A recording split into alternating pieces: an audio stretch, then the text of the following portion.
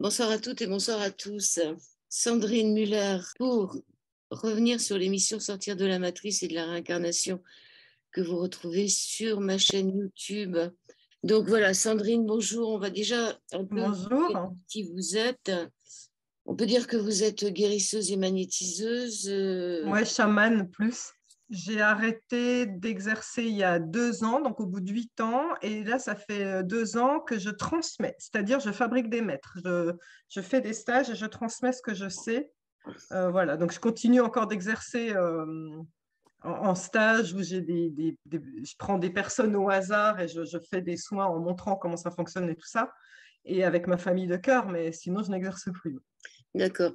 Donc vous avez été canal depuis votre enfance. Vous receviez très très tôt des messages des anges gardiens. Vous Mm. êtes né en 69 d'une famille athée de la France. Vous étiez où dans l'Est de De la l'Est. France? Voilà. Et vous avez publié en 2013 donc Patine, technique et projet d'éco. En 2015, l'énergie pour guérir. En 2019, l'énergie de l'invisible. En 2020, vie antérieure et karma. Et en 2022, un oracle, la petite carte du jour. Ça, Ouais. c'est pour vous, pour dire qui vous êtes. Et je vous ai un peu appelé au secours parce qu'après l'émission Sortir de la matrice et de la réincarnation, je me suis posé plein de questions.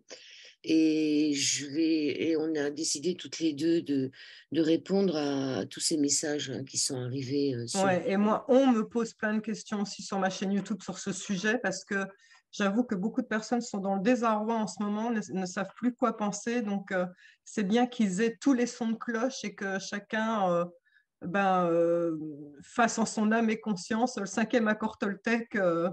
Voilà, c'est écoutez ce qui se passe dans votre cœur et comment ça résonne chez vous. Soyez sceptiques, doutez de tout, restez ouverts et prenez ce qui vous parle. Voilà.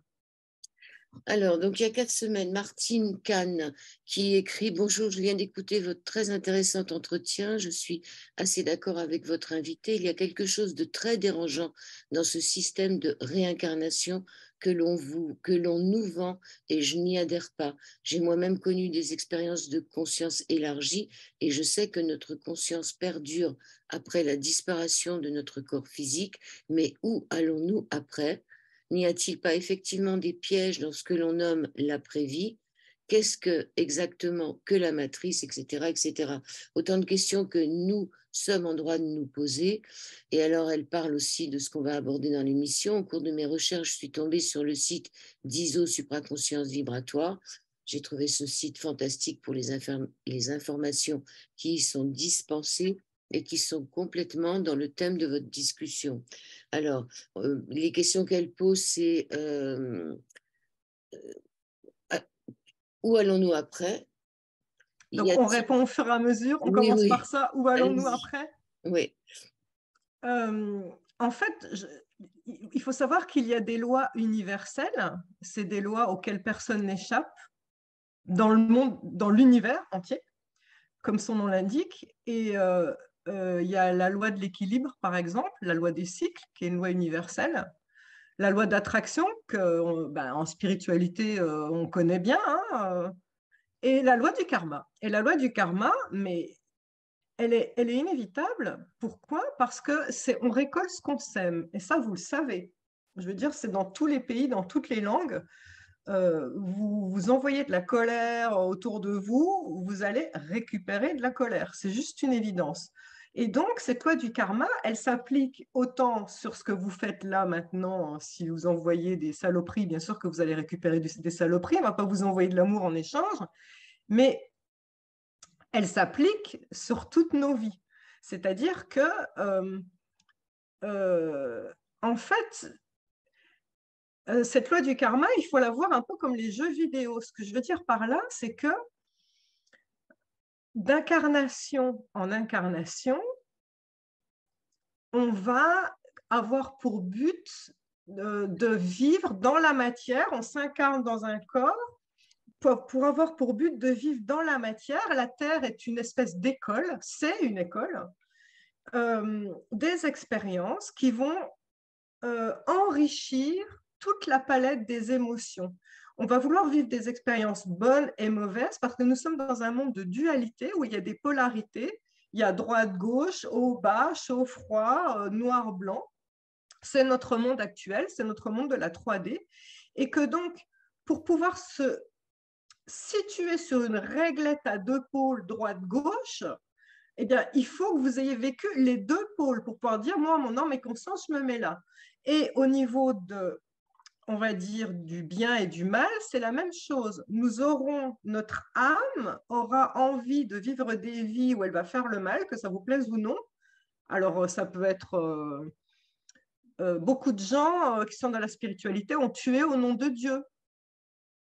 Donc des druides qui ont fait des sacrifices, des bonnes sœurs dans des monastères qui, je pense, s'appelaient les couvents de la Madeleine, qui accueillaient des jeunes filles enceintes qui étaient tombées enceintes à 13 ans et ils tuaient les bébés une fois qu'ils étaient nés. Enfin, voilà, donc on a fait le mal, quel que soit ce qu'on met derrière, ou simplement une personne à la guerre, voilà. Tout comme on fait le bien, et au fil des incarnations, notre âme va pouvoir de plus en plus s'affiner et faire un choix de dire, moi, mon âme, personnalité de qui je suis, qui ne change pas, c'est-à-dire notre corps change. C'est comme quand on quitte une vieille voiture, on en reprend une nouvelle, mais le conducteur ne change pas. Eh bien, c'est pareil, notre âme, c'est le conducteur et nos corps sont les véhicules. Et donc, le conducteur, il va se perfectionner de véhicule en véhicule. Au début, quand vous êtes jeune étudiant, vous allez prendre une petite 2 chevaux dégoûtante que vous allez payer 1000 balles. Et puis après, à force, vous allez devenir aguerri. Puis peut-être qu'un jour, vous allez vous dire, oh, j'aimerais conduire une Ferrari. Voilà. C'est exactement la même chose. Et donc, le karma est inévitable. Maintenant, pourquoi il y a une énorme confusion en ce moment? On est en passe d'aller vers la 5e dimension. Donc, je ne vais peut-être pas trop préciser parce que je pense que vos lecteurs, enfin, les auditeurs sont aguerris sur ce sujet-là. Nous sommes en passe d'aller vers la 5e dimension. Nous quittons un monde qui est dominé par la hiérarchie et le contrôle et la manipulation des masses pour aller vers un monde d'entraide et un monde de bienveillance, de fraternité. On ne passe pas de l'un à l'autre comme ça. Quand on sera dans ce monde de la 5e dimension, alors si je suis les astrologues, c'est en 2160 ou en 2360. Donc, s'il y en a qui sont parmi nous, qui passent par là, vous mettrez dans les commentaires. Mais on va passer, c'est écrit, voilà, c'est comme ça. Donc, à un moment, on va dire, en 2160 par exemple, on sera dans une ère énergétique où on pourra parler par télépathie avec bienveillance. Si on peut parler par télépathie, bien évidemment qu'on va savoir toutes les pensées de chacun. Donc, bien évidemment que chacun sera bienveillant et vibratoirement élevé. Et donc là, il n'y aura plus de karma entre guillemets, dans le sens où, vu qu'il y a de la bienveillance tout le temps, il y a pas de, on récolte ce qu'on sème. On envoie de l'amour, on récolte de l'amour. Donc, nous allons sortir de la boucle du karma à ce moment-là. Mais le karma existe toujours. C'est une loi universelle. Mais simplement, on n'en prendra plus conscience parce que quand on n'envoie plus que de l'amour, on récupère plus que de l'amour. Vous voyez ce que je veux dire? Mais pour l'instant, on est conditionné par le cycle du karma, qu'on le veuille ou non. C'est une loi universelle et c'est pas pour rien que quand on regarde dans les écrits égyptiens, on voyait Thoth avec la pesée des âmes, avec Osiris aussi dont c'était le rôle. Regardez le livre des morts tibétains qui parle de ça, qui est un livre très très ancien, le livre des morts égyptiens. C'est un fait, je vais dire, le nombre de personnes qui ont parlé de souvenirs de vie antérieure, c'est quelque chose qu'on ne peut pas discuter. Cette boucle des vies antérieures est un fait, en fait. La deuxième question qu'elle posait, c'est qu'est-ce exactement que la matrice? Alors, en fait, j'ai fait un YouTube qui l'explique. Est-ce que si je prends ça, ça vous va pour expliquer? Oui. Alors, en fait, allez, je vais... Est-ce que je pourrais le trouver un peu? Là, je vais me mettre plus haut. Oui. Là, nous avons notre Terre. Et en fait, sur notre Terre, va se superposer à l'intérieur un monde qu'on croit être notre Terre, mais un monde où tout est fait par notre éducation, parce que la télévision nous inculque. Donc, nous avons une vision de notre monde qui est particulière. On croit qu'on connaît notre Terre par cœur, mais chacun a une vision du monde qu'on lui présente par rapport à ce que la culture et tout ça lui inculque. Donc, ça, c'est la matrice qui se superpose à cette Terre. En réalité, ce qu'il faut savoir, c'est que cette matrice, elle est fabriquée par un monde noir extérieur. Là, dans notre Terre, il y a des personnes qui font partie de cette matrice et qui font partie de ces entités. Je vous rappelle qu'on est dans un monde de bipolarité, donc dans les entités de l'ombre. Donc, je vais mettre un O pour l'ombre, d'accord? Et là, eh ben, il y a des êtres. Alors, je sais que je crois que vous en parlez, hein, des reptiliens, Oui. des êtres noirs, en fait, qui sont des êtres qui viennent d'autres planètes, qui viennent, en fait, avec pour but de manipuler cette Terre et d'amener, on va dire, leur moule pour mouler les gens et pour en faire des esclaves. Et donc, il y a là, dans cette Terre, il y a deux types de personnages qui font partie de cette matrice de l'ombre. Il y a les puissants qu'on met à des postes stratégiques parce qu'ils sont quelque part un peu leur marionnette, hein, de l'ombre. Et il y a des esclaves qui vont être, ben regardez l'histoire d'Epstein, hein, des personnes dont on va faire des prostituées la plupart du temps, ou la pédocriminalité, qui vont être là pour piéger ces personnes-là. Alors 15-0, on parle beaucoup, hein, et donc du coup, c'est comme ça que ces grands chefs sont manipulés par l'ombre. Maintenant, comment on sort de cette matrice? Ce qui est embêtant, ce qu'il faut comprendre, c'est que, je vais en parler tout à l'heure, il n'y a qu'une issue possible à cette matrice et je vais vous dire pourquoi c'est un piège de croire que quand on meurt, il ne faut pas suivre le tunnel. Donc, on y reviendra. En fait, là, il y a la source. Est-ce qu'on le voit? Oui, la source de toute chose. Quand on meurt, on part à la source et on se réincarne. OK? Eh bien, en fait, là, il y a la 3D. Nous devons, ça c'est une ligne de temps, aller vers la 5D. Et il faut que certains d'entre nous, des personnes qui choisissent d'œuvrer dans la lumière, superposent une nouvelle matrice de lumière pour au maximum éveiller un maximum de gens qui sont endormis dans cette matrice et de les faire passer vers cette énergie de la 5D. Est-ce que vous comprenez mon principe? Oui, alors la première matrice, qui l'a construite? C'est nous-mêmes? Cette première matrice-là, elle a été construite, je pense, la Terre a été visitée, ça on le sait, hein, par plein d'entités extraterrestres, des positives et des négatives. Il n'y a qu'à regarder les schémas que vous trouverez, les hiéroglyphes, ou je ne sais pas comment on appelle ça, qu'on trouve à Tiwanaku, ou à plein d'endroits où on voit des espèces alors ou des êtres sur des véhicules, enfin bref, c'est évident quand on regarde des civilisations anciennes qu'il y a eu ce qu'on prenait pour des divinités qui étaient en fait des extraterrestres. Donc je pense qu'il y a des entités négatives, ça c'est une évidence, qui ont installé leur pouvoir pour pouvoir dominer en fait cette planète. Et donc ça a donné cette civilisation patriarcale où il y a une hiérarchie et on nous a ôté très rapidement notre souveraineté, c'est-à-dire qu'on te dit si tu es bon à l'école, on te dit après au travail, on te fait des évaluations pour savoir si tu es bon. En fait, tout a été fait dès le départ pour nous conditionner à être toujours esclaves de quelqu'un.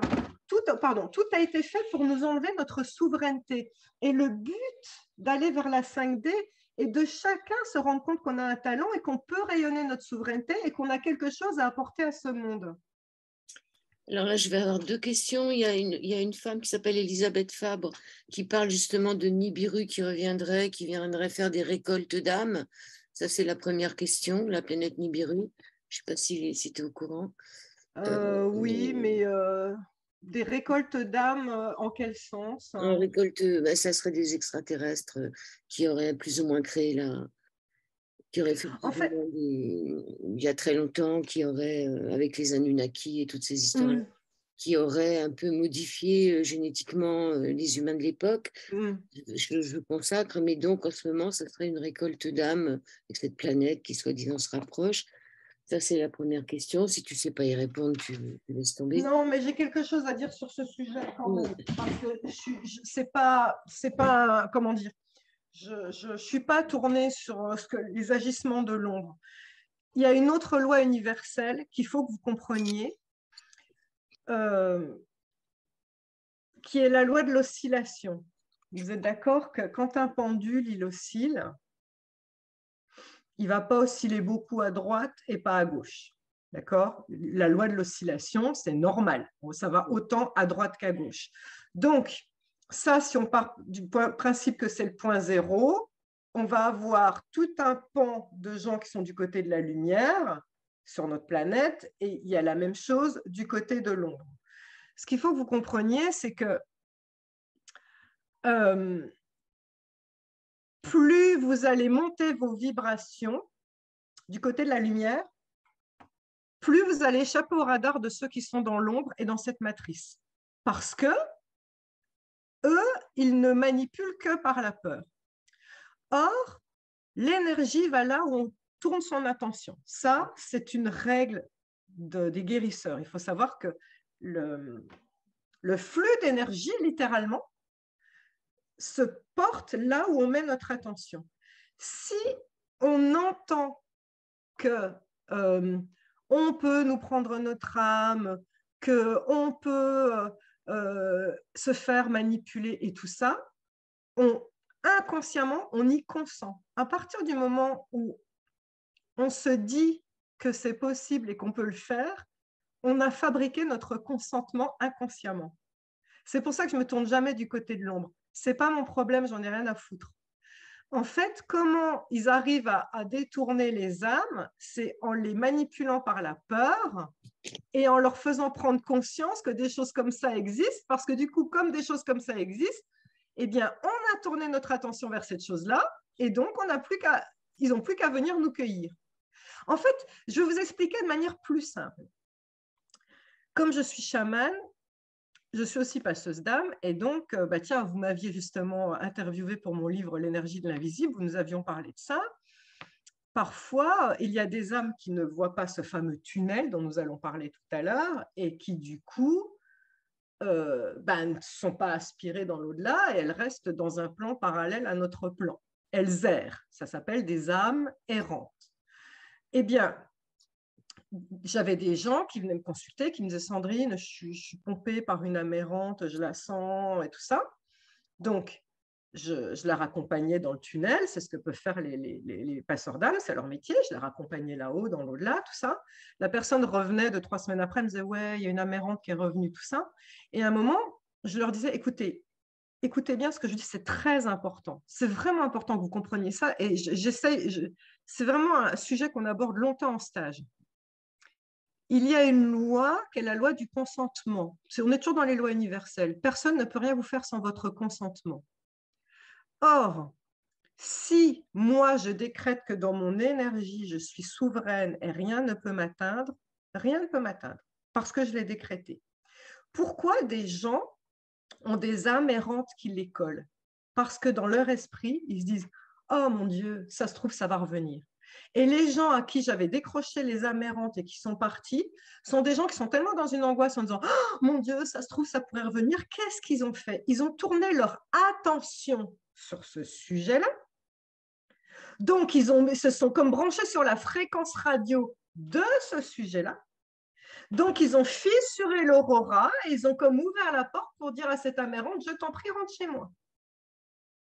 Alors qu'à partir du moment où on ne tourne pas son attention dessus, on dit, ah ouais, les amérantes, ça existe, mais moi, j'en ai rien à faire. Ce n'est pas mon problème. Elles ne peuvent pas venir vous embêter. C'est impossible.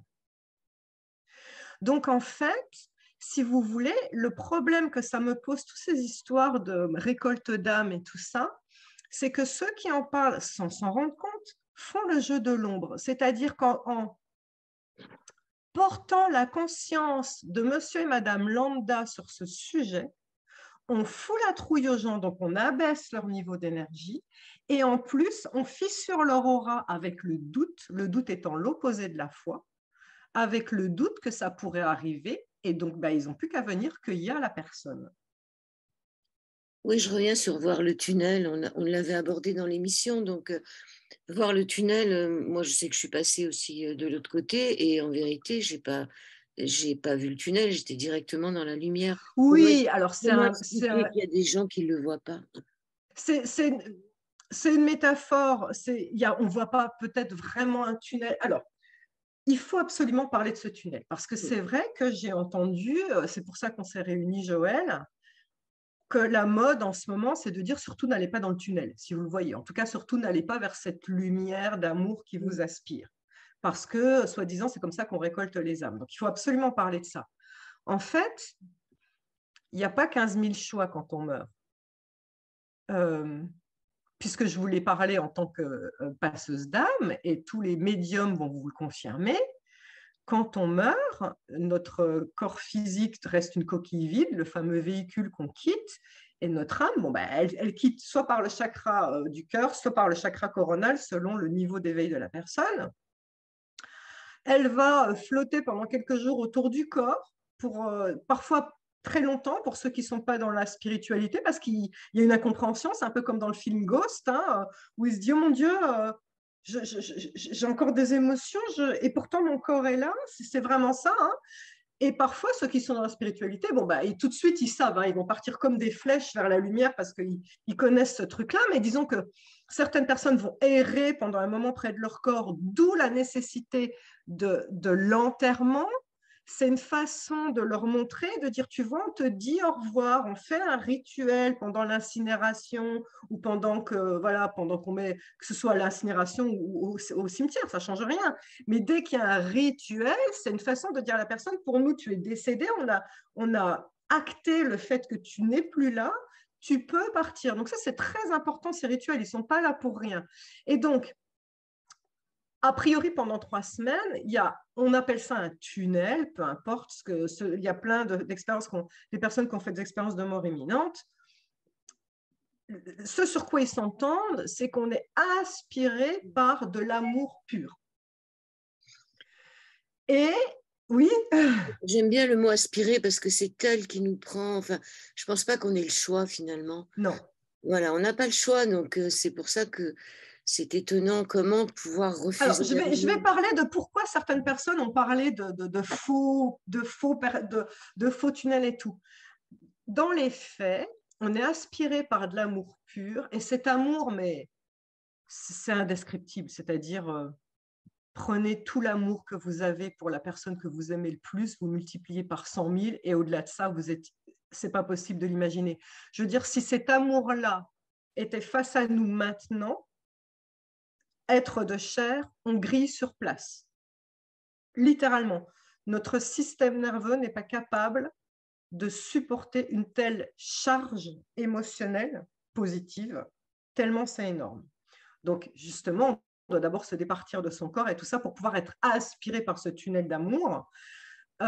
Et souvent, au bout du tunnel, on va voir des personnes, la grand-mère, ce qu'on aime, et on a encore plus envie d'y aller.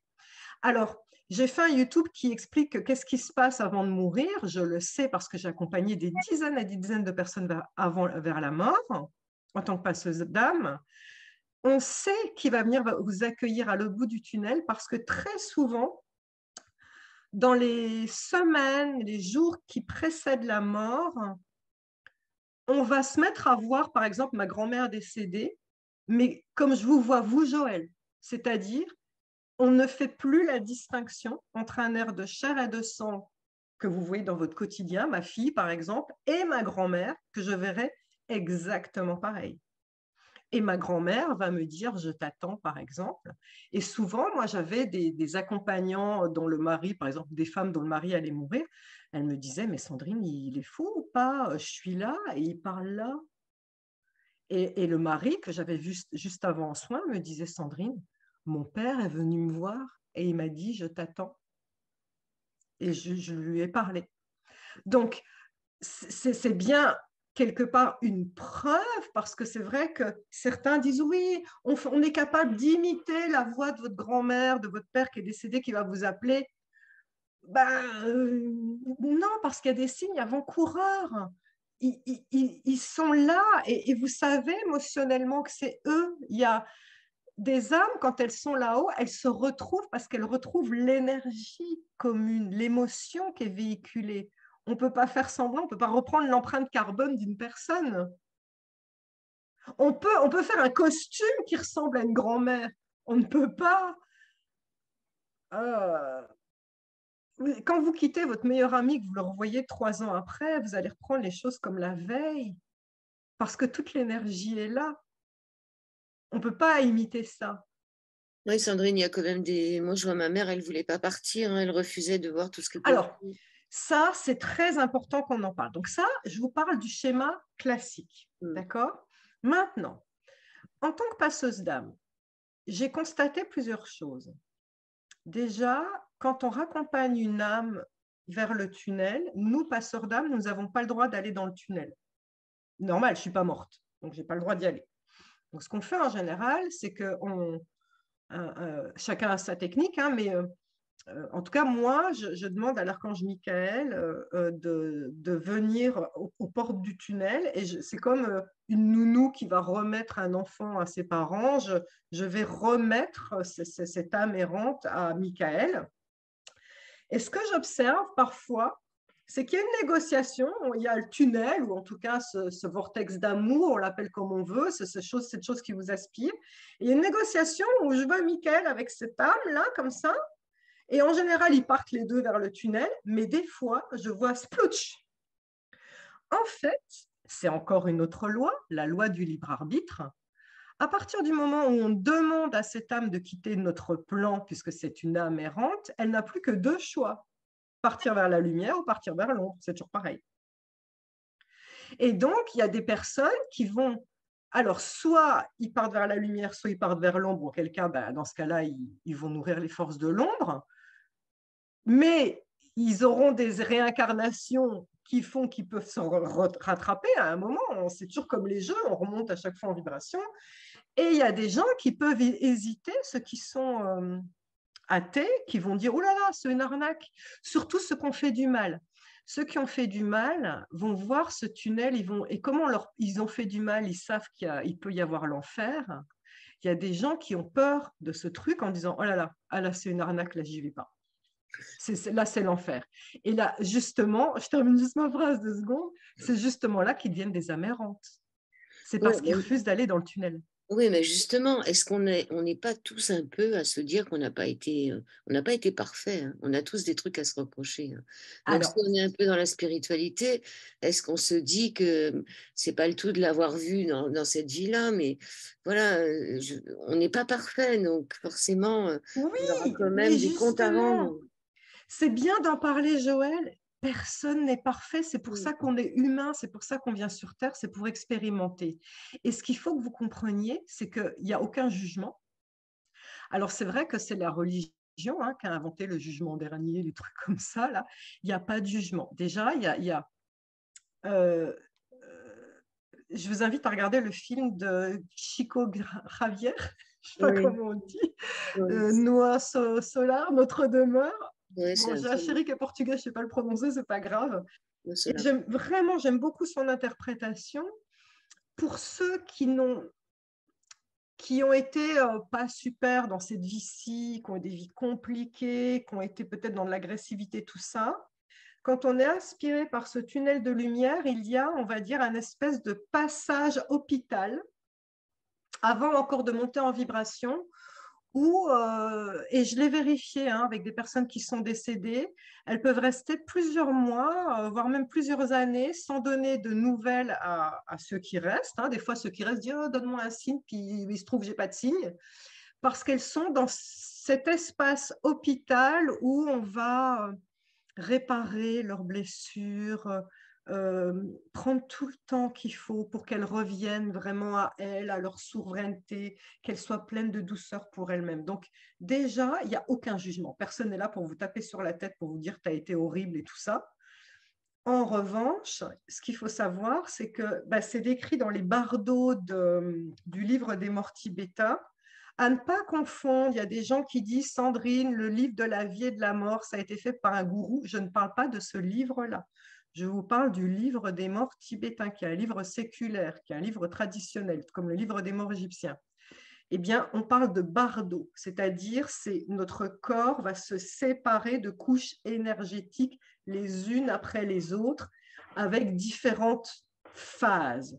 Un des bardeaux, des tout premiers bardeaux qu'on fait quand on meurt, et de voir sa vie défiler à la vitesse de la lumière. Voilà, on revoit des scènes particulières de notre vie. Un autre bardeau, et on revoit de nouveau de notre vie, mais au travers des yeux à qui on a fait mal. Et c'est là que c'est intéressant. Quand on décide de se réincarner, c'est pas un dieu ou qui que ce soit qui va vous dire ouais, tu as été bourreau, maintenant tu vas être victime. C'est vous.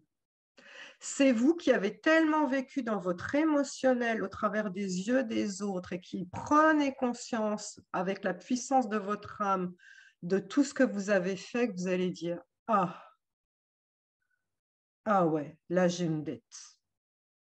Là je ne peux pas vivre avec ça. Je suis déséquilibrée. Donc, il va y avoir une négociation avec ce qui s'appelle des maîtres du karma qui vont dire, tu as plusieurs possibilités, tu pourrais choisir de vivre une vie en tant que victime ou tu pourrais choisir une vie en tant que personne qui va réparer. Je suis en train de me rendre compte que je répare, moi, par exemple, dans ma pire vie. J'ai pris conscience que j'étais un chef inca qui a immolé des enfants pour le dieu soleil. Donc, j'ai œuvré pour l'ombre, il fut un temps. Et je me suis rendu compte il y a peu que ce métier de guérisseuse était un métier de réparation pour moi. Mais je me suis rendu compte il y a peu aussi que l'amnésie traumatique s'est levée chez moi. J'ai vécu l'inceste. Et donc, je vis des souffrances horribles et j'ai comme une forme de conscience que c'est une façon de payer.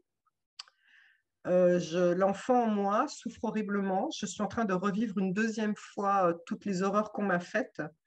Et donc, je vais travailler dessus. Mais c'est une forme de dette que je pense que je suis en train de payer. Et je compte transformer cette souffrance pour aider les autres.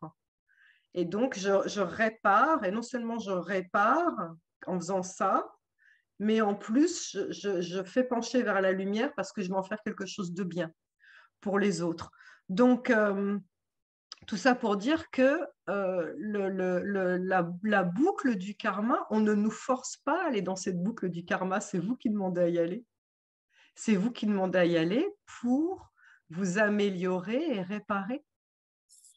Et quand on sera dans cette cinquième dimension et qu'on sera dans un corps un peu plus éthéré, où on arrivera à deviner par télépathie les pensées des gens, tout de suite on saura si on cherche à vous arnaquer ou pas, plus ça va aller dans les vies futures, plus cette télépathie sera évidente, moins les gens pourront être manipulateurs, et donc nous allons vers une transition douce vers cette 5D, et bien évidemment, c'est pas qu'il y aura plus de karma, il sera toujours là, mais il sera que positif, tout simplement.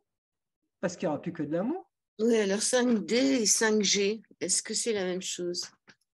Oui, intéressant, bien sûr. c'est l'histoire du pendule. La 5D, c'est vers là où nous allons au niveau énergétique, et la 5G est une fabrication de l'ombre pour nous abaisser. Tout comme on était dans là pour l'instant nous sommes dans la 4e dimension, Oui. Largeur, hauteur, profondeur, plus la dimension du temps. Vous remarquerez que le temps est élastique, hein. D'ailleurs, il y a certains scientifiques qui ont prouvé que de 24 heures, on est passé à 16 heures effectives par jour. Les gens se disent, mais j'ai plus le temps de rien faire et tout ça. On n'est plus dans des journées de 24 heures comme on l'était avant. Donc, le temps est élastique. Et ceux qui sont des maîtres, les maîtres de l'énergie, les maîtres de Tai Chi, Qigong, les maîtres yogis, les énergéticiens, apprennent à gérer cette dimension de temps. On sait en faire quelque chose d'élastique. Donc, nous sommes dans la 4e dimension avec la 4G. Quand on passera à la 5e dimension, il y aura la 5G pour quelque part un peu voilà, essayer de nous manipuler, on va dire. Comment on y échappe? En restant souverain. Dès lors que c'est toujours pareil, c'est là où on tourne notre attention que les choses, que l'énergie va. Donc, si vous dites je suis souverain, rien ne peut m'atteindre, on ne vous atteindra pas. Si en revanche vous dites ah, cette merde de 5 va me pourrir la vie, vous tournez votre attention dessus et c'est ce qui va se passer. Donc, soyons zen. Si vous voulez des tips pour échapper à, on va dire, à la 5G, j'ai des trucs aussi. C'est des tips de chaman, mais je ne sais pas si c'est le sujet. Oui, on verra ça plus tard. Mais il y a aussi tous ceux qui méditent et qui essayent de ralentir le temps.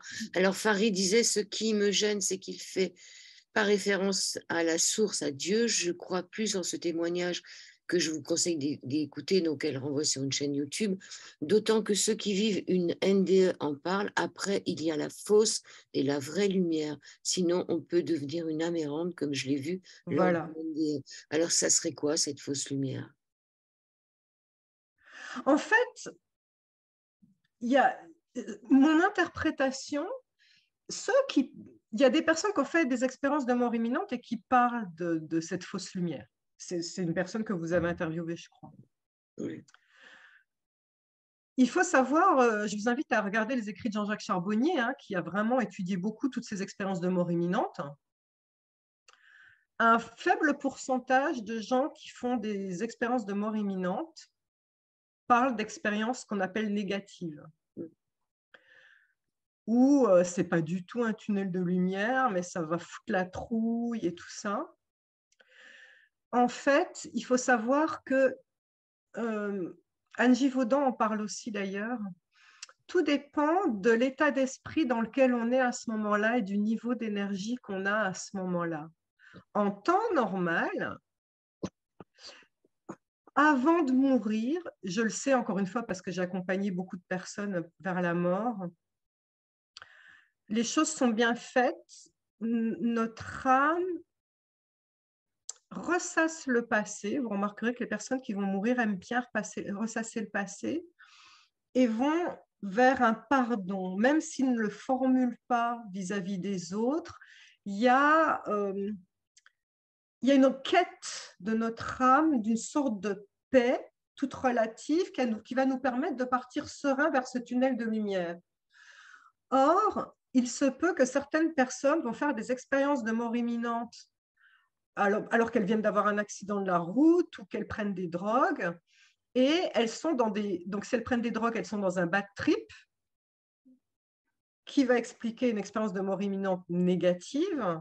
Ou si elles sont dans un accident de la route, peut-être qu'elles étaient dans un conflit avec leur mari, elles étaient mal psychologiquement et tout ça, ce qui fait que leur niveau vibratoire était tourné vers l'ombre, et donc ce qu'elles vont voir, ce n'est pas ce tunnel de lumière, c'est des tas de parasitage de l'ombre, parce qu'on est dans une énergie physique au moment où on quitte notre corps qui nous amène comme un aimant magnétique vers cette ombre.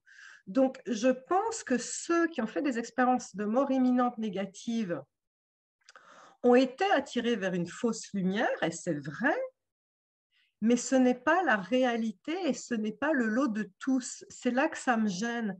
C'est de faire croire aux gens et de dire aux gens, attention, n'allez pas vers le tunnel, c'est de la fausse lumière, on va vous attirer, vous tendre un piège. Non, le vrai tunnel, il n'est qu'amour, il est magnifique, ça se passe comme ça dans la majorité des cas. Ça ressemble un peu au film Ghost où quand il meurt, il a des entités autour de lui. Moi, la personne que j'avais interviewée sur une expérience négative, elle n'a pas vu de lumière. Hein. Il n'y a Oui, pas du tout de lumière. Elle bien était sûr. plutôt Voilà. ténèbres. Hein. Exactement. Donc, du coup, ces personnes-là, justement, deviennent des amérantes. Il faut toute une prise de conscience qui sont morts, déjà, pour commencer. Et après, souvent, ils vont voir un médium et il y a une sorte de négociation pour que le médium lui dise, bon, bah, tu ne peux pas rester là, tu vas errer indéfiniment sur un plan qui n'est pas le tien. Est-ce que tu veux aller vers la lumière, auquel cas tu seras bien et tu pourras communiquer avec les défunts si tu as envie, tu pourras te manifester de certaines manières. Voilà, en général, on ne lui dit pas ce que tu choisis d'aller vers l'ombre, c'est eux-mêmes qui le font tout seuls. Mais à un moment, ils finissent par comprendre qu'ils ne sont pas bien dans ce plan-là. J'en parle dans mon livre L'énergie de l'invisible, où je me souviens d'une dame qui était venue me voir parce qu'elle avait des décharges électriques non-stop. Elle vivait un calvaire non-stop. Et elle avait été voir plein de neurologues qui lui disaient, écoutez, madame, on a beau regarder, il n'y a rien, votre corps va super bien. Et là, au moment où elle vient me voir, je vois en fait une entité qui la tient par le cou comme ça, très fière, très protecteur. Et je vois que c'est son mari et qui faisait genre, c'est ma femme, on n'y touche pas. Et là, je lui dis, votre mari est décédé récemment? Elle me dit, oui, comment vous savez? Je lui dis, parce qu'il est là, je le vois. Et je lui explique, en fait, il n'est pas parti dans la lumière, il est resté près de vous et comme il vous tient pour vous protéger, c'est une âme errante. Or, votre niveau d'énergie n'est pas le même puisqu'il est dans un autre plan que le vôtre. Et donc, les décharges électriques, c'est lui qui vous les donne. C'est comme vous êtes sur 220 volts et quelqu'un vient avec un truc de secteur et qui vous met à côté de vous un autre voltage. Vous voyez ce que je veux dire? Bien sûr, vous allez vous prendre des décharges électriques. Et donc, je lui dis, mais pourquoi il n'a pas voulu partir dans la lumière? Je lui dis, vous êtes soudés à ce point? Et là, elle me dit, mais mon mari et moi, mais on était fusionnels au point où, quand il allait chercher le courrier au bout de la rue, il me faisait coucou comme ça, et moi, je le regardais. Et voilà, c'était un couple fusionnel. Et donc, là, j'ai fait comprendre à cet homme, je lui ai dit, écoutez, il faut vous éloigner de votre femme parce que vous lui donnez des décharges électriques. Ben là, Joël, croyez-moi, on voit ça dans les films, il m'a tabassé, c'est-à-dire que je me suis fait projeter par terre par cette énergie, je me suis pris des coups de poing et il m'a tabassé. C'est vraiment, il défendait sa femme. Et donc là, j'ai parlé aux deux en disant, écoutez, monsieur, vous êtes en train de faire du mal à votre femme parce que vous êtes sur un plan que vous ne voudriez pas être. Je peux vous ramener vers la lumière, mais il va vous falloir un certain temps pour y aller. Donc, il faudra que votre femme consente à ne pas communiquer avec vous pendant un certain moment. Et après, vous pourrez venir la protéger, venir la voir tant que vous voulez, et ce sera plein d'amour, ce sera magnifique. Et là, la femme a dit, ah non, je ne suis pas capable de ne pas parler à mon mari pendant 3 semaines. Et donc, j'ai compris qu'il l'a tué à petit feu pour qu'ils repartent main dans la main tous les deux. C'est beau quelque part, mais bon, c'est quand même glauque. Oui, c'est la question que je voulais vous poser. Est-ce qu'on a envie de se libérer aussi de ce qu'on aime? Voilà, Mais c'est ça. ça, cette femme, elle n'a pas Eh ben, voulu. cette dame, quand je lui ai donné tous les tenants aboutissants, elle a dit bah, tant pis, je repars avec mes décharges électriques, je veux continuer à sentir mon mari. Et je pense qu'il l'a tué à petit feu et ils seraient partis tous les deux dans le tunnel, main dans la main. C'est beau quelque part, mais voilà, c'est. Ouais. Alors, plusieurs fois, et là, c'est Sin City qui dit il n'y aurait plus de réincarnation depuis quelques années. J'ai même la date, je crois, 2019, je crois. Je sais plus, il y a quelqu'un qui me donne la date. Vous avez entendu parler de ça, qu'il n'y aurait plus de réincarnation? En fait, non, il ne faut surtout pas vous dire ces choses-là parce que ça veut dire que celui qui a tué quelqu'un, celui qui a violé quelqu'un, il demeure impuni, entre guillemets, n'a plus de dette. Mais c'est horrible. C'est horrible de concevoir quelque chose comme ça, parce que ça veut dire que si on répand une telle rumeur, ça veut dire que je redonne les pleins pouvoirs à ma matrice de l'ombre. Allez-y, faites tout ce que vous voulez et tout va bien. Non, il n'y a plus de réincarnation pour ceux qui ont choisi en leur âme et conscience d'œuvrer pour la lumière. Oui, là, je suis d'accord. Mais il y a de la réincarnation pour tout le monde, point. Il ne faut pas essayer d'éviter d'être noir ou blanc. Il y a des gris au milieu. C'est pas, il y a de la réincarnation, il n'y a pas de la réincarnation. Il y a les gris entre. Et il n'y a pas de réincarnation pour certains cas. Il n'y a plus de réincarnation pour ceux qui œuvrent pour la lumière et qui ont dépassé leur mission de vie. Quand ils étaient des âmes, ils ont dit, voilà, je vais m'incarner dans ce corps-là pour... moi, en l'occurrence, par exemple, pour être de nouveau la guérisseuse que j'étais, pour réparer.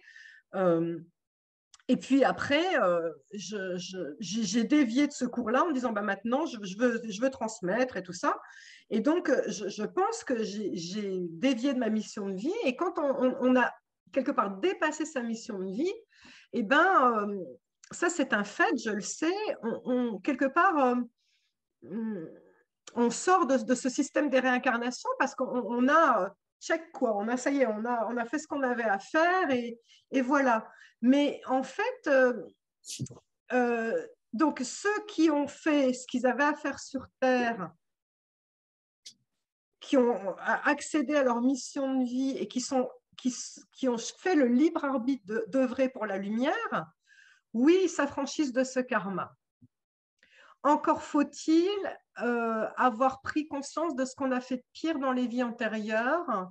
En général, on vous y amène à prendre conscience de ce que vous avez fait de pire dans vos vies antérieures, parce que pour être libéré de votre karma, vous devez avoir demandé pardon à ceux à qui vous avez fait du mal, et vous devez vous être pardonné d'avoir été la personne qui a fait du mal.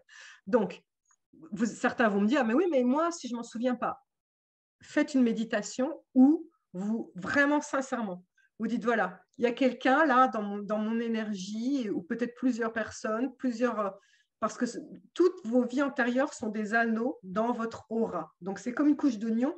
Là, il y a mes vies antérieures, il y a des énergies de mes vies antérieures. Donc, vous pouvez faire une méditation en disant, il y a dans mon énergie des personnages qui ont fait du mal. Je demande sincèrement pardon à toutes mes victimes.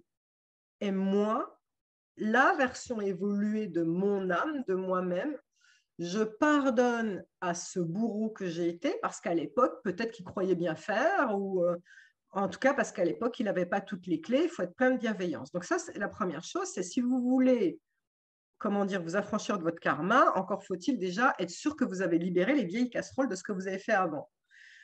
Et les autres personnes qui s'affranchissent de leur karma, ce sont ceux qu'on appelle les enfants cristal, arc-en-ciel, et ainsi que les indigos. Donc, je fais référence notamment à ce qu'on appelle les 3 vagues de volontaires de Dolores Cannon.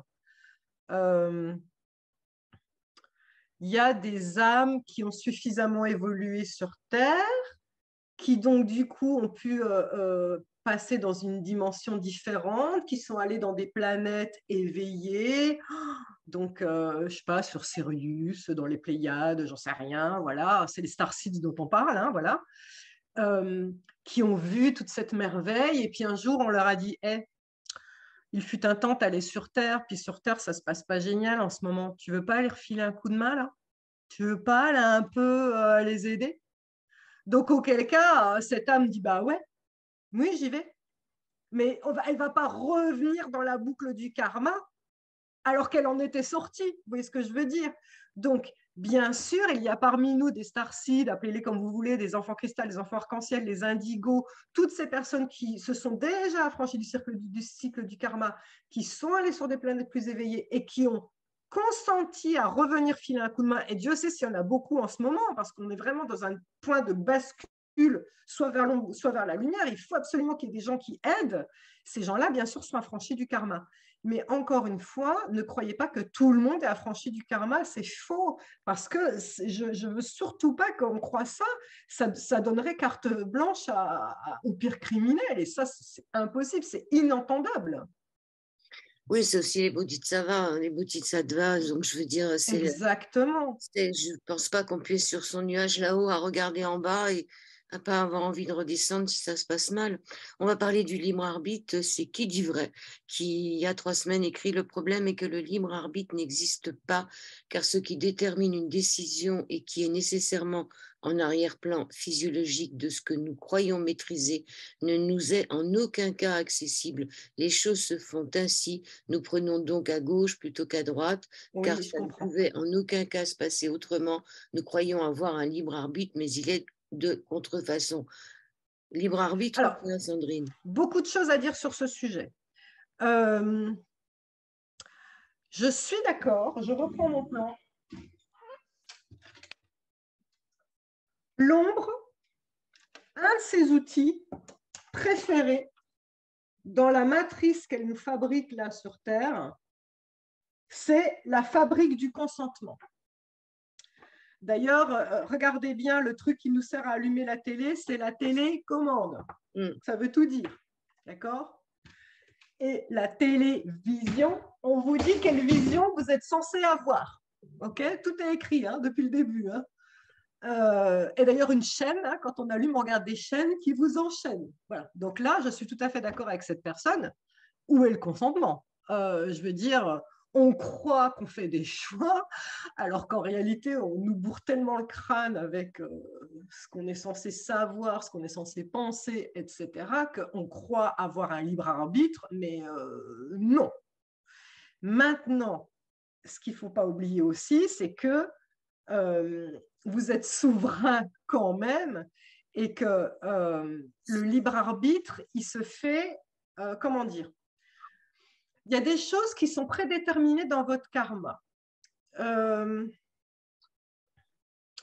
vais vous donner un exemple. C'est comme si votre vie, avant que vous incarnez, c'est une feuille de route. On te dit, Sandrine, donc je prends mon exemple, Sandrine, tu vas naître à tel endroit, tu vas mourir à tel endroit, tu vas décider d'avoir une maladie, ce qui a été mon cas, qui va à burn-out, plusieurs burn-outs qui vont remettre tout en question, qui va te permettre de monter plusieurs paliers d'un coup. Et donc ça, c'est fixé. Tout comme tu choisis d'avoir des parents maltraitants parce que c'est fixé dans ta feuille de route parce que pour X raison, tu as choisi d'avoir des parents maltraitants pour avancer. À l'intérieur de cette feuille de route, eh ben, si on me dit, Sandrine, tu nais à Marseille et tu meurs à Paris, ce que je fais, c'est mon libre arbitre. Ce que je veux dire, c'est que si je veux aller de Marseille à Paris en cheval ou en stop ou en voiture, c'est mon libre arbitre. Si je veux mettre 10 ans pour y aller, ou 2 jours, ou 20 ans, ou quoi que sais-je, c'est mon libre arbitre. Donc, ce qu'il faut comprendre, c'est que on n'a pas le libre arbitre parce qu'on nous bourre le mou sur certaines choses où on croit qu'on prend des décisions, mais au quotidien, dans ce que vous faites, dans chaque décision que vous prenez, dans ce que tu vas répondre à ton patron qui t'a mal parlé, est-ce que tu lui claques la porte au nez, tu lui files ta dème, ou est-ce que tu restes et tu la fermes, ou est-ce que tu demandes ta mutation, c'est ton libre arbitre. Donc oui, il y a un libre arbitre. Dieu merci, chaque décision que vous prenez est votre libre arbitre. Et d'ailleurs, pour vous le dire, ça fait le lien avec ce que je vous ai dit tout à l'heure, le libre arbitre s'exerce à tout moment, puisque même au moment d'arriver au tunnel, vous pouvez au dernier moment dire ah, non, j'y crois pas trop, non, non, je m'en vais, j'y vais pas dans ce tunnel. Donc c'est bien la preuve que vous avez le libre arbitre. Ben, je crois pas, moi. Je pense que quand on est dedans, on se pose même plus la question. Et ben, moi, je vous dis que j'ai vu des âmes qui étaient avec Michael qui ont décidé au dernier moment de plonger vers l'eau. Donc il y en a qui... Elles ont, Oui, elles ont décidé ou elles n'étaient pas assez... oui, elles étaient, elles étaient trop lourdes.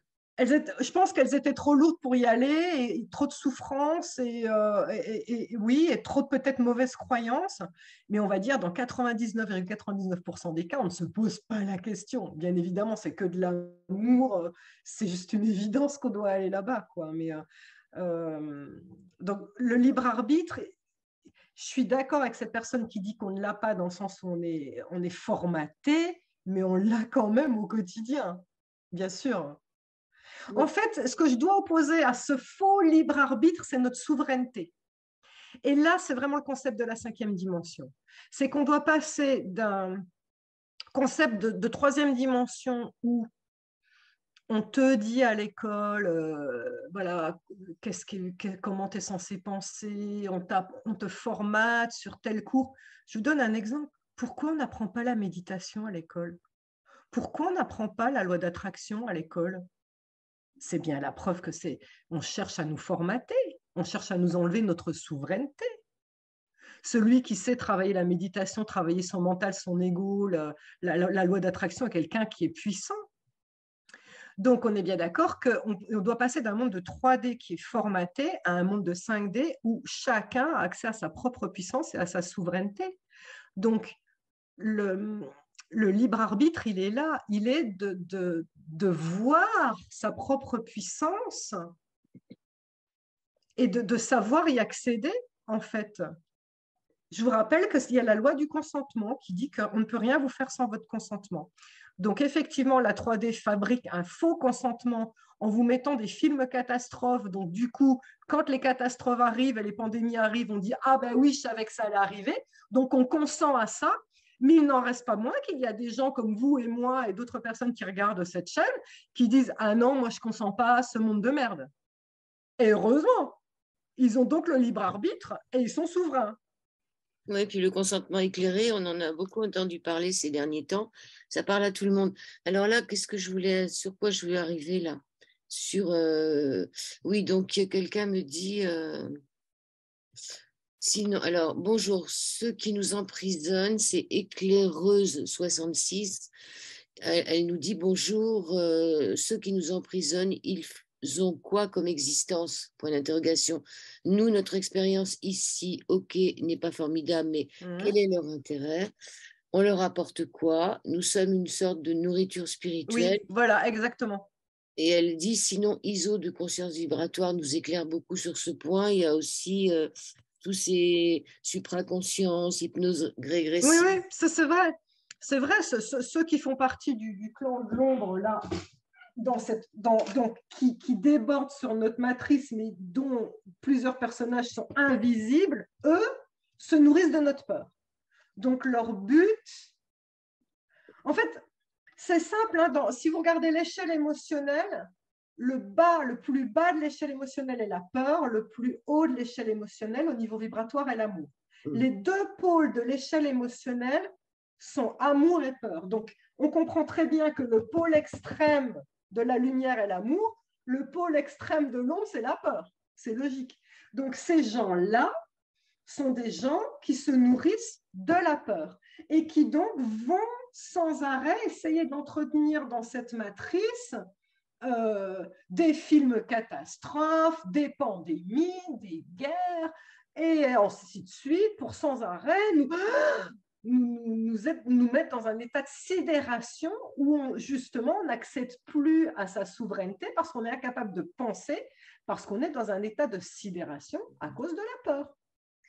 Alors, cette hypnose régressive, c'est être supraconscience, tous ceux qui vont fermer les yeux là et faire du spectacle sur YouTube pour connecter, ils connectent quoi? Ne me lancez pas sur ce sujet.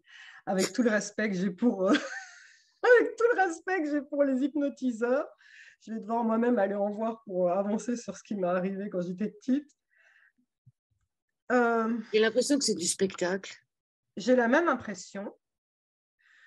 La vraie hypnose qui se fait entre vous et moi de 1 à 1 pour aller au fond des choses et vraiment on prend le temps de vérifier que la personne est bien en état, moi j'ai rien contre, c'est extraordinaire. Voilà, c'est bien sûr les médecines du futur, voilà, j'ai rien à dire sur le sujet.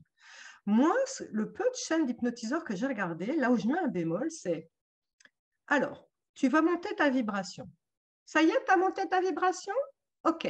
Mais véridique, c'est comme ça. Tu vérifies que tu as de la lumière autour de toi? OK. Ah, quelqu'un vient. Il est gentil ou il n'est pas gentil? Ah, pas gentil? OK. Tu t'en éloignes? Tac. Allez, va vers quelqu'un de gentil. Enfin, ça va si vite d'hypnotiser quelqu'un, de lui dire tu vas vers la lumière, machin.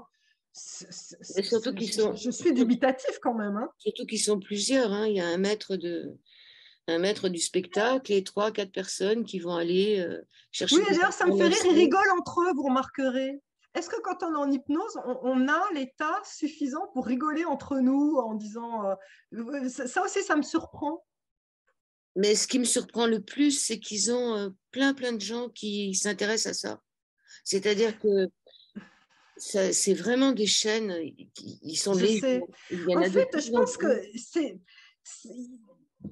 ils vont contacter parce que il y a quand même un état modifié de conscience malgré tout, et donc ils vont contacter de bonnes informations. Ils eux-mêmes le disent d'ailleurs, hein, ne prenez pas tout pour acquis. Je crois qu'il y a à boire et à manger là-dedans. Moi, ce que je déplore, c'est qu'on est toujours, il faut qu'on se sorte de cette immaturité spirituelle où on consomme la spiritualité. Je le voyais quand j'étais guérisseuse, je te paye, tu m'enlèves cette maladie. Et dès que je disais aux gens, oui, mais le mal a dit, cette maladie est venue parce que tu as mal géré tel truc. Est-ce qu'on peut voir ensemble comment gérer mieux? Est-ce qu'on peut aller voir en face ce qui t'est arrivé quand tu étais petit? Ah non, hein, moi tu m'enlèves ma maladie et c'est tout. Et donc, c'est ça, c'est qu'on est dans une spiritualité consommation. Et donc, si on vous dit, ah ben, tu t'affranchis du karma, ah ben moi, c'est sûr que ça va plaire à certaines personnes de dire, ah ben moi, je veux bien croire ça, tiens, ça me plaît bien. Hein, voilà, comme ça, je ne me pose plus de questions. Donc, on est dans un espèce de truc tout fait, avec des recettes toutes faites, et les gens, ça leur plaît d'acheter ça. Encore une fois, tout n'est pas noir et blanc, il y a des nuances de gris, et vraiment, faites-vous votre avis en fonction de ce qui vous parle dans votre cœur, mais n'achetez pas clé en main ce qu'on vous dit. Faites-vous votre discernement. Il y a à boire et à manger dans ces trucs-là. Voilà, vraiment. Ouais, enfin, chacun voit midi à sa porte. Moi, ce qui m'inquiète le plus dans cette histoire, c'est qu'on a l'impression que les gens en ont pris tellement dans la tête ces derniers temps qu'ils n'ont pas envie de se réincarner parce qu'ils préfèrent mourir, tout simplement. Ah, mais moi, la première, quand j'ai fait mon burn-out, j'arrêtais pas d'appeler là-haut. Je disais, venez me chercher, j'en peux plus, quoi. Mais Et le problème, Sandrine, c'est qu'eux, ils ne veulent pas mais je sais, redescendre, ils ne veulent pas rejouer la partie. mais je sais, et le truc, c'est que j'ai été plein de fois guérisseuse dans mes vies antérieures. Et donc, je viens de comprendre que j'ai comme un espèce de contrat d'âme qui fait que quand je suis là-haut, j'ai beau m'être dit, oh, c'est pourri sur Terre, j'en peux plus. Il y a quelque chose qui est plus fort que moi qui dit, allez, on y retourne parce que c'est ta mission. Eh bien, aussi dur que ça puisse vous paraître, et ça, Dolores Cannon en parle, vous qui nous écoutez tous, je sais que vous êtes en train de vous dire, j'en peux plus de ce monde de merde, c'est pas possible, comment j'ai pu acquiescer à aller dans ce cirque innommable, j'en peux plus, je veux en sortir. Vous avez tiré le gros lot, et c'est ce que dit Dolores Cannon. Nous sommes à un moment charnière où on peut basculer vers la 5D ou la 3D. En tout cas, on va finir à aller vers la 5D, mais quand? La question est quand? Dans combien de temps? Dans combien de temps? C'est combien de temps il nous faut pour réveiller un maximum d'âmes qui vont partir par là. Le quand, il est déterminé par ça. D'accord? Combien de temps on va mettre à aller réveiller un maximum de gens? Eh bien, en fait, vous avez tiré le gros lot pour ce quand. Vous avez tiré le gros lot alors que plein d'autres âmes disaient « Oh purée, j'aurais voulu y aller moi aussi !» C'est un moment charnière. Quand vous allez mourir et que vous allez vous retrouver là, vous allez dire oh, « J'y étais, j'y ai participé. » Mais oui. Alors je sais que ça paraît dingue parce que moi, la première, je me dis « Mais je veux plus. J'ai qu'une envie, c'est de m'isoler dans les montagnes avec mes animaux et plus voir ce monde de manipulation horrible. » Mais pourtant, vous êtes là en tant que guerrier de lumière. Joël, vous la première, moi, vous qui écoutez, sinon vous ne seriez pas sur cette chaîne, vous êtes là pour œuvrer pour la lumière et servir de passerelle pour quitter cette matrice et amener les gens vers une autre matrice que nous fabriquons nous-mêmes, qui sera la matrice de la 5D. Il y a Sophie H, il y a 4 semaines, qui écrit « Coucou, merci pour ces questionnements. C'est marrant car hier, lors de la canalisation de Marie-Odile Sanso, l'alchimie de Brocéliande, Marie-Odile précisait que nous ne sommes pas venus spiritualiser la matière, mais révéler l'esprit dans la matière. Nous sommes venus incarner le divin. sur cette terre, aimer, rayonner notre je suis. Oui. Oui, alors c'est ça aussi. Finalement, on est venu, elle le dit, révéler l'esprit dans la matière. Oui. Quand même, La souveraineté, c'est ça. ouais, C'est incarner bagarre, son je suis. c'est la bagarre entre l'esprit et le corps. Le corps est notre véhicule et on doit l'honorer en tant que tel, mais la vraie souveraineté, c'est l'énergie christique. I am, je suis, c'est l'énergie de je rayonne mes pleins pouvoirs, ma souveraineté, ma pleine puissance. Et par ce rayonnement, on donne l'exemple et on aide les autres à évoluer. Donc oui, je suis à 100% d'accord avec ça. Ceux qui sont là, le but de ces moments charnières pour chacun d'entre nous on est confronté à des épurations karmiques. Vous allez vous rendre compte que vous avez vécu plein de trucs dans vos vies antérieures. Il faut se délester de ça. Vous allez avoir des révélations sur ce qui s'est passé dans votre famille. Donc, on va épurer le transgénérationnel. Vous êtes en fait, ceux dans ce moment, vous êtes comme des filtres géants. Vous êtes des filtres géants qui rayonnent cette énergie I am, je suis, et tout ce qui est pourri du passé passe par vous et est transmuté. On a un rôle primordial, mais malheureusement, quand on le vit dans notre chair et dans la matière au quotidien, on n'en peut plus. On n'en peut plus de ce grand 8 émotionnel où je suis en larmes tout le temps parce que je viens d'avoir des révélations de ce qui s'est passé dans ma famille, parce que je suis sur des schémas à répétition, parce que j'ai l'oppression de l'ombre en permanence avec le patron. Mais oui, mais pourtant, vous êtes là pour ça et vous le faites très bien. C'est ça qui est fou. Vous faites très Oui, bien. puis j'en reviens au corps. Enfin, toute cette pandémie, c'était la peur de mourir. Ouais, la Voilà, peur, encore une fois. maintenant, la peur d'avoir froid, la peur d'avoir faim. On est toujours Baisser au les corps. vibrations des gens. Mm. Ceux qui ne veulent pas, ceux qui veulent nous maintenir dans la matrice, leur seul but est de baisser notre vibration par la peur. Ne croyez pas qu'on nous fait rester dans la matrice en nous faisant échapper à ce tunnel. C'est une fausse croyance. On en a parlé tout à l'heure avec Joël. On nous fait rester dans la matrice simplement en nous maintenant dans la peur. C'est tout. On nous empêche d'accéder à notre souveraineté et à notre Alors, libre arbitre. Nicolas Balducci, il y a 4 semaines, chacun est libre de faire ce qu'il veut, penser, croire et prétendre de cette vie éphémère. Certains choisiront de suivre la voie du mental, à se plaindre des blessures en restant des victimes, et d'autres prendront la voie du cœur, ne cherchant pas à reproduire le chemin du mental qui pense, croit et prétend être, mais à pardonner, à voir en cela l'oubli du véritable amour, pour la simple raison Magnifique. que celui qui est victime a oublié qu'il est la lumière éternelle, la source absolue de l'éternel présent. Magnifique. Voilà, donc il y a quand même des gens qui ont C'est très, compris. très beau. Ouais. Ouais, à 100% d'accord, 1000% d'accord. C'est exactement ça. C'est un très beau résumé. Il y a aussi Fabien Verrier qui dit: il n'y a peut-être aucune réponse. Vivre, expérimenter, laisser couler la vie. Quant à la lumière, si tu vis l'amour au fond de toi, quand tu la rencontres, il n'y a pas de doute, c'est l'essence de Dieu. Mais oui, oui, ça aussi c'est une belle conclusion. Mais bien sûr, il n'y a pas à mentaliser tout ça. Est-ce que je dois faire ci, est-ce que je dois faire ça? Le libre arbitre, c'est comme on te distribue des cartes. Qu'est-ce que tu fais avec ces cartes? Voilà, c'est ça. Donc, il n'y a pas à mentaliser qu'est-ce que les autres te disent, qu'est-ce que tu es censé faire, qu'est-ce que tu n'es pas censé faire. C'est qu'est-ce que en ton cœur tu ressens. Et même quand bien même tu te tromperais, la vie est un GPS.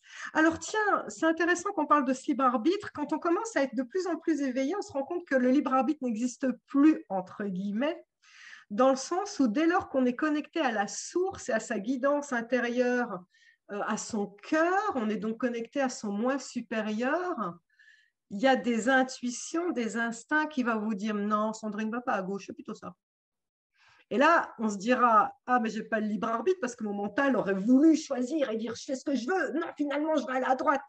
Alors qu'en réalité, quand on est connecté à son cœur, on est donc connecté à son moi supérieur, à ses guides, et notre intuition nous dit quoi faire. Donc là, on échappe au libre arbitre, mais non pas parce qu'on ne veut plus le libre arbitre, c'est simplement parce qu'on a la sagesse de reconnaître que Dieu ou les guides savent mieux que nous parce qu'ils ont une plus grande vision et que du coup, on suit le flux à la place de se battre à contre-courant.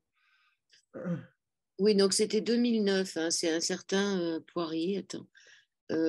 C'est selon Yvan Poirier, il n'y a plus de réincarnation depuis 2009. 2009. Oh, ils vont chercher ces. Moi, Non, non, j'avais non, non, répondu, mais alors les enfants qui s'incarnent, et on m'avait répondu que les enfants qui s'incarnent, c'est des premières vies, ils en auront qu'une. Je sais pas où ils vont chercher tout ça. oh là là, Mais donc, non. Mais notre âme est éternelle. Mais oh là là là. Oh là là, oh non, c'est pas possible d'entendre ça.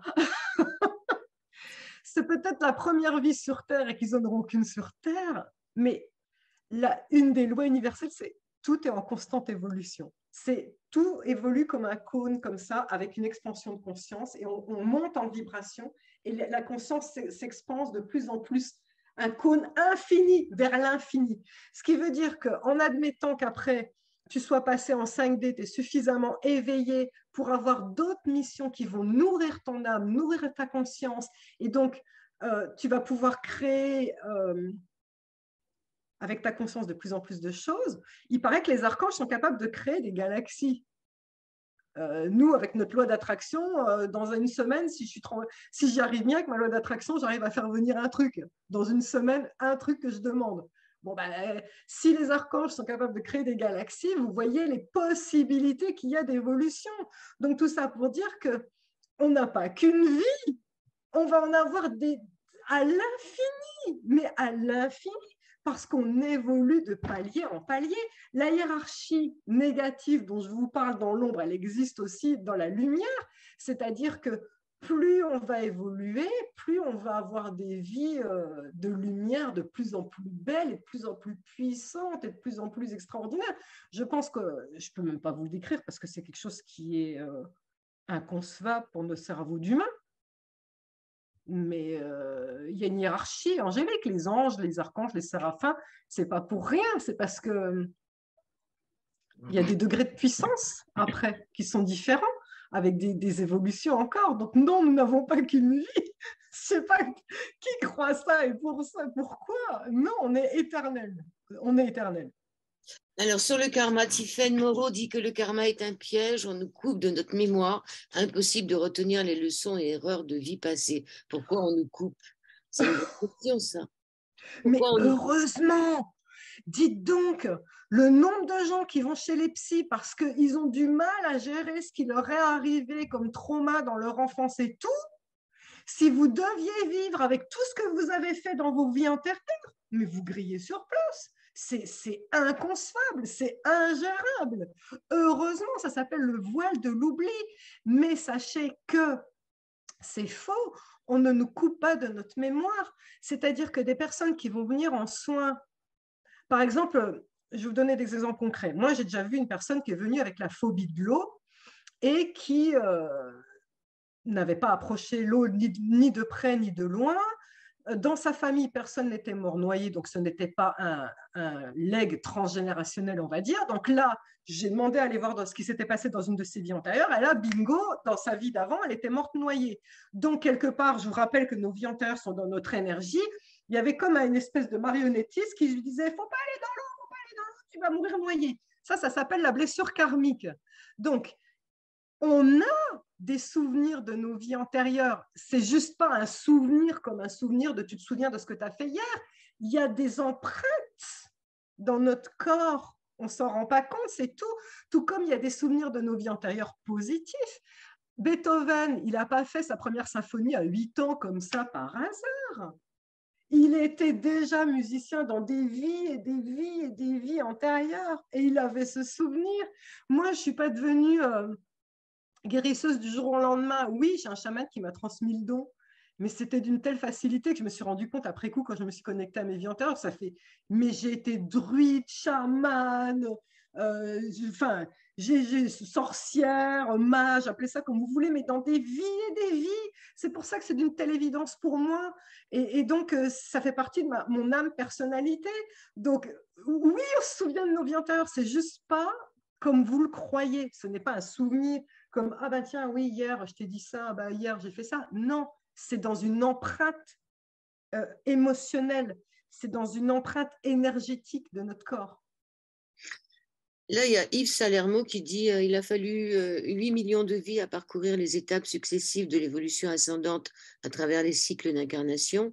L'âme, comme un fils prodigue, arrive enfin à s'incarner dans un corps humain. Il faut de même de nombreuses incarnations douloureuses. L'âme lancera un cri de protestation pour lui rappeler que sa demeure n'est pas ici et commencera à s'engager sérieusement sur la voie la ramenant au royaume divin qui lui appartient de droit. Si un homme ne naît de nouveau, il ne peut voir le royaume de Dieu. Notre constitution est très spéciale. Cela attire bien du monde. Merci pour votre travail. Oui, c'est beau, j'adore tous ces oui, il y a commentaires plein de gens que qui vous finalement avez. s'intéressent. Il y a plein de personnes qui s'intéressent au problème. C'est magnifique. Mais oui, voilà, encore d'accord à 1000%. Donc on va terminer, ça fait un moment qu'on est là. Oui, je pense qu'on a déjà bien fait le tour de la question. Moi, j'ai essayé, je t'ai contacté parce que finalement, j'ai essayé de me débattre. Je réponds rarement aux commentaires sur les vidéos parce que j'ai pas le temps. Mais là, finalement, je me suis investie dans les réponses. Et il y a cette bascule entre les gens qui sont pour et les gens qui sont contre. Et ce qui me fait le plus peur, c'est que j'ai quand même eu l'impression qu'il y avait des gens qui étaient tellement déçus de ce monde dans lequel on vit qu'ils sont prêts à arrêter, quoi. Et ça, c'est ça qui m'a fait peur. Ouais, ouais, ouais. Non, non, non, vous avez gagné le gros lot. Ça, c'est important de vous le dire, même si c'est difficile à entendre mentalement. Quand vous retournerez là-haut, vous direz j'y étais. J'y étais. C'est vraiment, je pense que tout comme les résistants de la guerre de 39-45, vous voyez la fierté des descendants qui disent mon grand-père y était, ma grand-mère y était. Eh ben, vous pourrez dire pareil. Vous pourrez dire j'y étais. Vraiment. Et ça, c'est extraordinaire. J'y étais et j'y suis encore, puisqu'il n'y a pas de Voilà. différence entre le monde d'avant Oui, et le monde il faut d'après. y rester. Il faut y rester. On a besoin de vous. On a vraiment besoin de vous. Ouais, ouais. Mais non, c'était important, Joël. Vous avez été envoyé du ciel littéralement parce que de mon côté, vous aviez les questions et moi, j'avais les mêmes sur ma chaîne YouTube. De gens qui disaient, mais Sandrine, qu'en pensez-vous? On dit qu'il faut surtout pas suivre le tunnel de lumière et tout ça. Et on parlait de la fausse lumière, que soi-disant les archanges œuvraient pour l'ombre. Non, je vous ai parlé de la loi de l'oscillation. Il y a les archontes d'un côté, les archanges de l'autre, mais il y a le bien et le mal. Trop de confusion en ce moment, trop de confusion. À qui profite le crime? Encore une fois, Oui. ça fait peur, ça abaisse nos vibrations, ça nous empêche de quitter la matrice. Donc, tous les gens à qui on dit fais pas ci, crois pas ça, sinon tu quitteras pas la matrice, en fait, en vous disant ça, on vous fait rester dans la matrice. C'est ça qu'il faut comprendre. Oui, parce qu'il y en a même qui disent qu'il faut suivre les archontes. Mais bon. Mais ouais, mais c'est. Non, non, mais j'ai fait des émissions là-dessus, j'en suis restée baba parce que Oui, oui, j'ai je ne entendu m'attendais des pas à émissions ça. qui disaient que les archanges sont des archontes. Mais c'est faux parce que c'est une loi universelle, encore une fois. La loi de l'oscillation, elle dit que ce qui oscille à droite oscille à gauche. Si les archanges qui sont dans la lumière faisaient partie du clan des archontes, ça veut dire que j'ai que la gauche. Enfin, j'ai qu'un pôle. Ça veut dire qu'il n'y a rien, il n'y a pas de lumière. Mais là, ça veut dire qu'on vit dans l'enfer en permanence. Comment on peut vivre avec cette pensée-là? Moi, je me suicide tout de suite. Ben non, on ne peut pas se suicider parce qu'après, on retombe de nouveau dans l'enfer.